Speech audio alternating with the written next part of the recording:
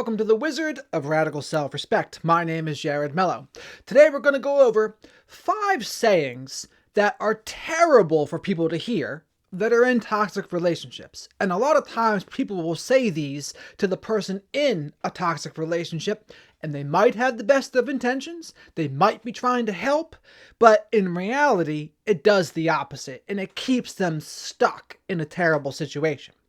The first one are part of people's wedding vows. For better, for worse, in sickness and in health, till death do you part. This is something that even a narcissistic person might try to hold over your head too, to weaponize wedding vows to keep you stuck. But maybe well-meaning people that are religious or family members, they might throw out that line at you. But here's the thing about that. If you're going to be abused and disrespected, it does not matter anymore. It is not for better or for worse, till death do you part. It's ideally, you wouldn't marry someone like that. Ideally, of course. But once you're in it, you're in it. But I can't endorse people sticking around through abuse and through disrespect. And that's why when people say that, till death do you part, for better, for worse, it's really just enabling the abusive person to continue disrespecting you, to continue mistreating you. That's why I can't stand that. And I think, unfortunately, people can sometimes wear a mask in the beginning. They pretend to be somebody they're not.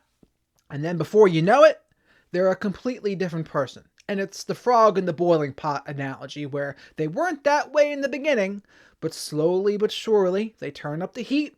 And then before you know it, they're a completely different person. The mask is off. They're disrespecting you, mistreating you, abusing you. And in good conscience, I can't tell anyone to stay through that. And I know it's not always easy to leave, but I would always recommend trying to get out if you can, but do so safely. You might have to reach out to friends, family, or law enforcement, or make a plan. But regardless, you gotta try, in my opinion, as long as you do it safely. But that's the first expression that I think is terrible for people who are in a toxic relationship to hear. Another one, which is pretty similar, love conquers all. And to me, this is also garbage because love does not conquer personality disorders, and love does not conquer abuse.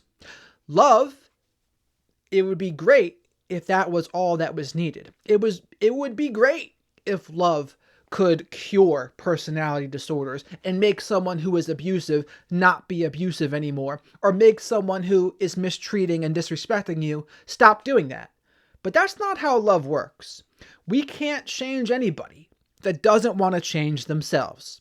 And that's why part of my rules for giving are, we should only ever match someone else's effort, and we should not give if giving to them is going to hurt us. Those are my rules for giving. And unfortunately, if someone doesn't want to make the effort to change and isn't willing to do something about it, how much you love them is of no relevance. It does not impact it at all if that other person isn't willing to do something different. If they're not willing to do something different, that's as far as it goes. And loving them will just end up hurting you and keep you stuck in a toxic situation. And at that point, you're the doormat now. You're the punching bag. And I can't endorse that either.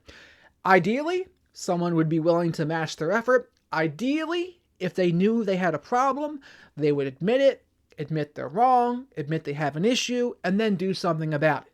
But in the real world, that is not often how it goes. When it comes to narcissistic people or other kinds of abusive people, they just don't. They have a really hard time admitting it, and then they have a really hard time doing something about it in the cases where they can admit it. And it's their defense mechanism, but even so, it doesn't make it any better for you. That's why I say love conquers all is another terrible thing for people to hear in a toxic relationship. Number 3, you guys should be working as a team together, trying to solve problems and come up with solutions. And the team part, trying to find solutions part, it's similar to the other two, but ultimately, You can't be a teammate to somebody unless they want to be a good teammate as well. If they're not going to be a good teammate, you doing the work and doing more than your fair share, that's not going to do any good for you either. You have to be able to find a teammate that is going to match your effort and do work with you. If only one person is doing it, that is now a lopsided relationship. That is a relationship where one person is putting in way more effort, and it's usually a codependent to narcissist type scenario, or the person that's the good-hearted person that is trying to give all sorts of second chances, but in reality, they're really just disrespecting themselves. They're really mistreating themselves in that dynamic. And you can't have a teammate unless they're going to be willing to do the things that are required for a good teammate to do. If they're not willing to do that, you can't be a team with them. So that's why the saying, oh, be a team together to find solutions, it's only helpful if you have a willing participant as a teammate. If you don't, that now becomes not so good of a thing to hear. Number 4. Fourth thing I hear a lot is, don't judge or you will be judged, or you're not perfect either. And the problem with this is, we do become like the people we surround ourselves with. That's a fact. Whether it's narcissistic fleas or whatever it may be, but we need to protect our energy and to protect our space. And I don't buy the don't judge thing ever. I think we should certainly judge who we let into our lives. We judge who we let into our space because it's going to impact our energy. And maybe judge is the wrong word for it.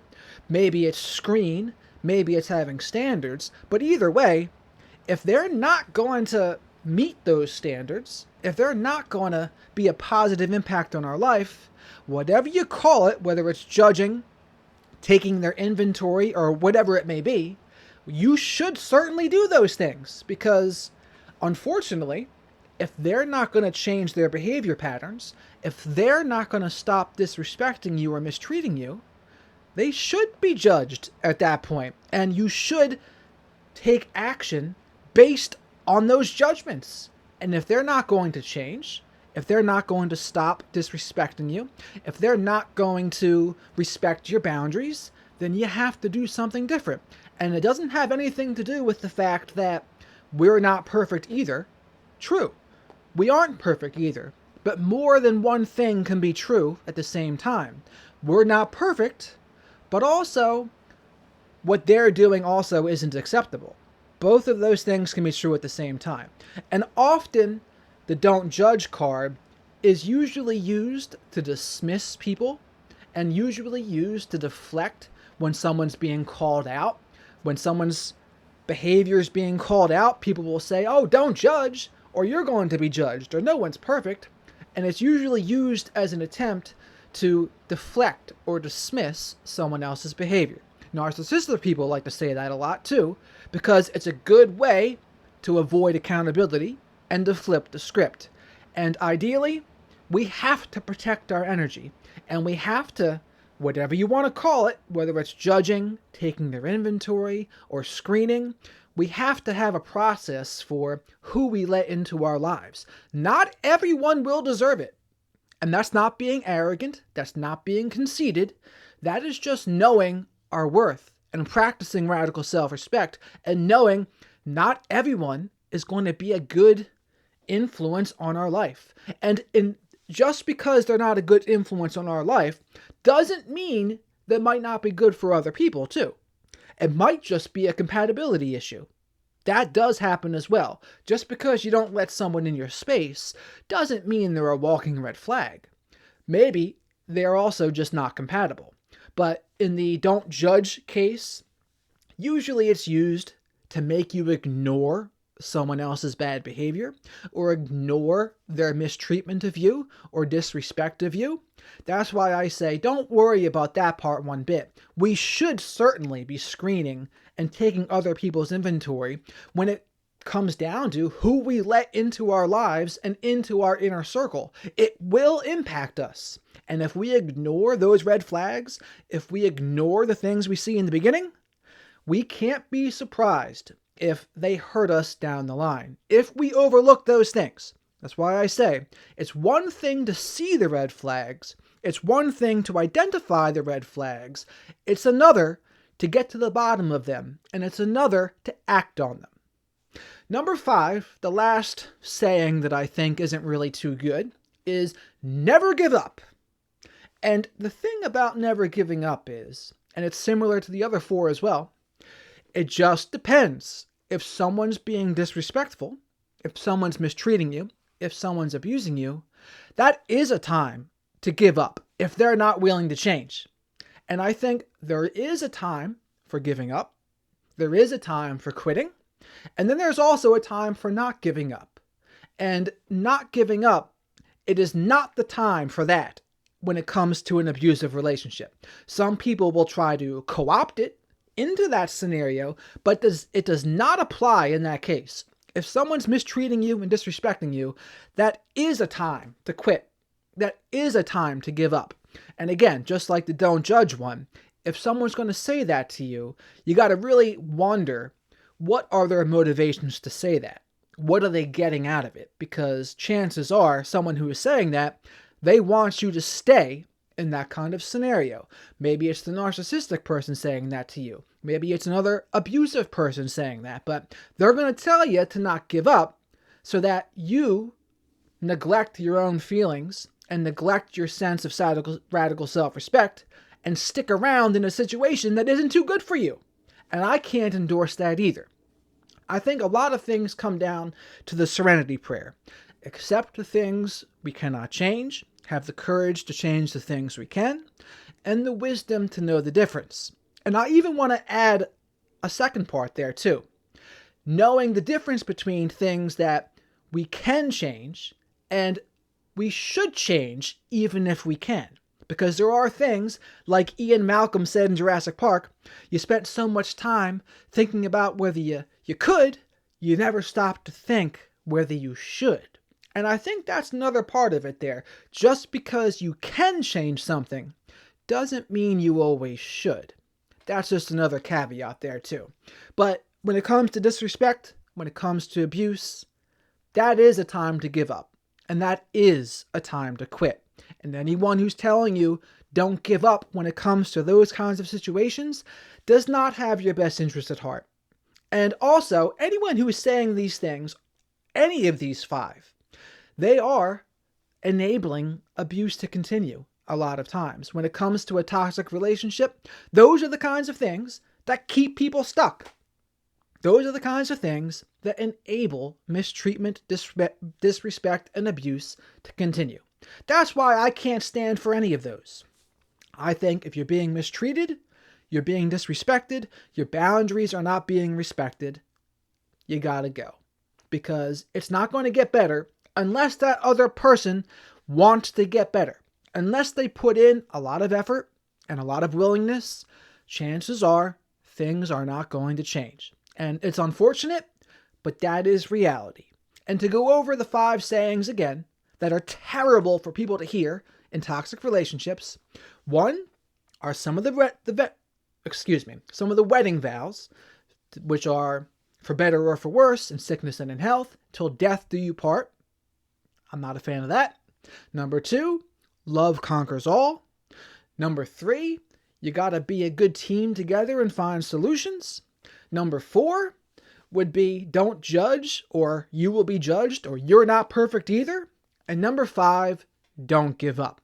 All 5 of those are terrible for people to hear in a toxic relationship. And you gotta really be mindful. Does that person know, the person who said that, do they know the whole story? Or do they have a motivation for wanting me to stay? Or is there something in it for them for wanting me to stay? Or maybe it's just, if it's your parent or something like that, they don't want the image of having a divorced child. And it might be as superficial as that, unfortunately, but I do see that a lot. Or if you have a kid with the person, they don't want you to leave the mother or father of your children. And I hate to say it, but sometimes the answers can be really that shallow and really about image. But you got to really think about, what do they want? What are their motivations? And do they have your best interest at heart? Or are they being more selfish with it? But keep in mind those 5 sayings, those 5 expressions, and know that if you're putting up with disrespect and abuse, not a good situation to stick around in. And anyone who wants to change, their actions will show it. Pay attention to their actions much more than their words. And their actions will include lots of footwork to get better if they really do want to get better. And if you don't see the footwork, chances are they don't really want to change and they're just manipulating you to stick around. So if you got this far, please remember to subscribe to the channel if you haven't already. Like the video if you liked it. Maybe share this video with somebody else that you think might benefit. And comment below if there's any other expressions or sayings out there that you think are also terrible for someone in a toxic relationship to hear. I'm all ears about what they might be. So with that, thank you very much for watching, and have a great rest of your day.